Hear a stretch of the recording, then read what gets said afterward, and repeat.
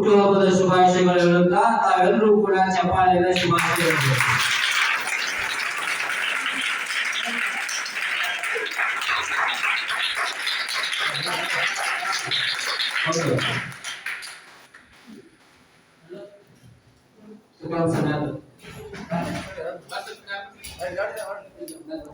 ಹುಟ್ಟುಹಬ್ಬದ ನಿಮಿತ್ತ ತಾವೆಲ್ಲರೂ ಕೂಡ ನಮ್ಮ ಮಧ್ಯಾಹ್ನವರೆಗೆ ಇವರು ಹುಟ್ಟುಹಬ್ಬ ಅಂತ ಯಾರಿಗೂ ಗೊತ್ತಿರ್ಲಿಲ್ಲ. ಅವರು ಯಾವುದೇ ಹುಟ್ಟುಹಬ್ಬ ಆಗಲಿ ಏನೇ ಕಾರ್ಯಕ್ರಮಗಳಾಗಲಿ ಆಯೋಜಕರಾಗಿ ಸದಾ ಇಡೀ ವರ್ಷಾದ್ಯಂತ ಹೋರಾಟ ಮಾಡಿ ಈ ಕಾರ್ಯಕ್ರಮ ಯಶಸ್ವಿ ಮಾಡಲಿಕ್ಕೆ ಸುಮಾರು ಸಲ ಹೋರಾಡ್ತಾರೆ.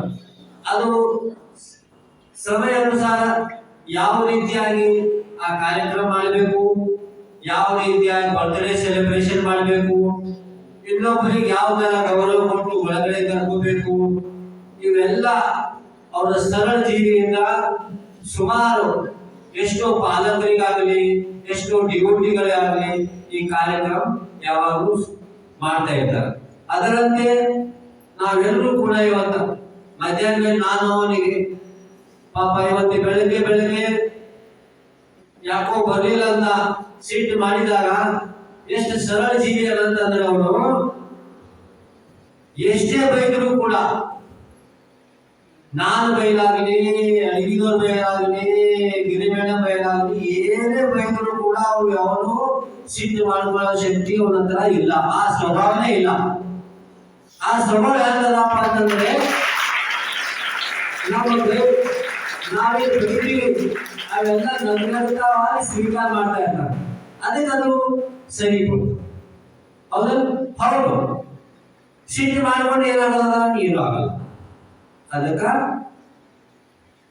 ದೊಡ್ಡವರು ಯಾರೇ ದೊಡ್ಡವರಾಗ್ಲಿ ಬೈತಾರ ಕೇಳ್ತಾರ ದಾರಿ ತಪ್ಪಾಡಪ್ಪ ಅಂತ ಹೇಳ್ತಾರಪ್ಪ ಅಂತಂದ್ರೆ ಅದು ನಿಮ್ಮ ಸಲುವಾಗಿ ಹೇಳ್ತಾ ಇರ್ತಾರೆ. ಅದು ಅವ್ರ ಆ ಭಾವನೆಯಿಂದ ನಾವ್ ಎಷ್ಟು ಕೂಡ ಅವರಿಗೆ ಬೈದರಾಗಲಿ ಸಿಟ್ಟು ಮಾಡಾಗಲಿ ಏನೇ ಮಾಡಿ ಅಂದ್ರೂ ಕೂಡ ನನ್ನಂತಾನೆ ಸ್ವೀಕಾರ ಮಾಡಿ ಅದಕ್ಕೆ ಮತ್ತೆ ಆಸ್ ಇಟ್ ಈಸ್ ಆ ಜೀವನ ನಡ್ಕೊಂಡು ಹೋಗಿ ಮತ್ತೆ ಏನ್ ಕೆಲಸ ಮಾಡೋದು ಆ ಕೆಲಸ ಮಾಡ್ತಾ ಹೋಗ್ತಾರೆ. ಹೌದು, ಅವ್ರು ಒಂದು ಸಮಸ್ಯೆ ಏನಲ್ಲಪ್ಪ ಅಂತಂದ್ರೆ ಊರು ಇಲ್ಲಿಂದ 10 ಕಿಲೋಮೀಟರ್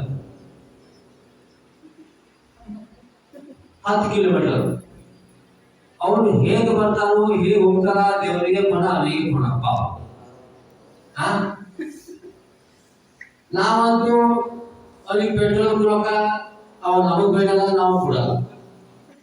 ಇದೆಲ್ಲ ಸರಳ ಜೀವಿ. ಇದರಿಂದ ನೋಡ್ರಿ ಎಷ್ಟು ಸಮಸ್ಯೆ ಆಗಂತಂದ್ರೆ ದುಡ್ಡು ಇದ್ದವರಿಗೆ ನಾವೆಲ್ಲ ಏನ್ ಮಾಡಿದ್ವಿ ಮಾಡ್ಲಿಕ್ಕೆ ಸಾಧ್ಯ ಇಲ್ಲ. ಏನು ಯಾಕೆ ಬರ್ತಾನಪ್ಪ, ಇವೆಲ್ಲ ಮಕ್ಕಳ ಸೇವೆ ಮಾಡಬೇಕು, ಮಕ್ಕಳದು ಸರ್ ಹೇಳಿದಂತ ಕೆಲಸಗಳು ಸಮಯ ಮಾಡಬೇಕು, ಅದೆಲ್ಲ ಮಾಡ್ಕೊಳ್ಳೋ ಸಲುವಾಗಿ ನಮಗೆ ಏನೋ ಅನೇಕ ತಾಪತ್ರೆಗಳು ಸಂಸಾರದಲ್ಲಿ ಇರ್ತಾವ.